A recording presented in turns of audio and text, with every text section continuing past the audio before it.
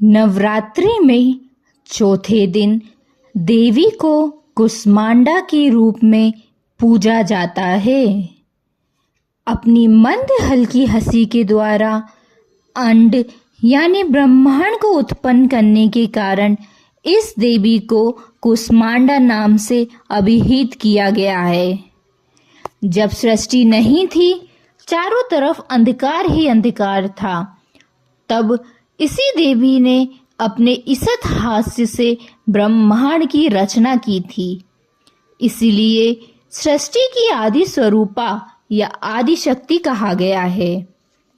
इस देवी की 8 भुजाएं हैं, इसीलिए अष्टभुजा कहलाई।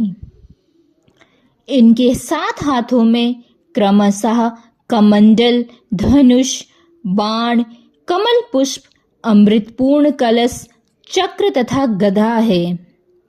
8वें हाथ में सभी सिद्धियों और निधियों को देने वाली जपमाला है। इस देवी का वाहन सिंह है और इन्हें कुम्हड़े की बलि प्रिय है। संस्कृत में कुम्हड़े को कुष्मांड कहते हैं, इसलिए इस देवी को कुष्मांडा कहा गया। कुष्मांडा देवी का वास सूर्यमंडल के भीतर लोक में है। सूर्यलोक में रहने की शक्ति, क्षमता केवल इन्हीं में है। इसीलिए इनके शरीर की कांति और प्रभा सूर्य की भांति ही दैत्यमान है। इनके ही तेज से 10 दिशाएं आलोकित हैं। ब्रह्मांड की सभी वस्तुएं और प्राणियों में इन्हीं का तेज व्याप्त है। अचंचल और पवित्र मन से नवरात्रि के चौथे दिन इस देवी की पूजा आराधना करनी चाहिए। इससे भक्तों के रोगों और शोकों का नाश होता है तथा उसे आयु, यश, बल और आरोग्य प्राप्त होता है।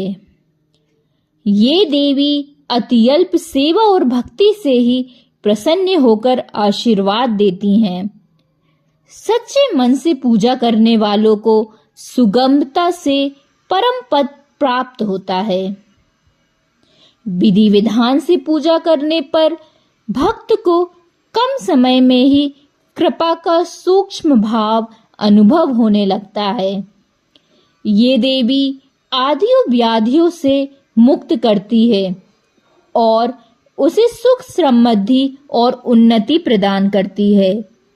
अंततः इस देवी की उपासना में भक्तों को सदैव तत्पर रहना चाहिए।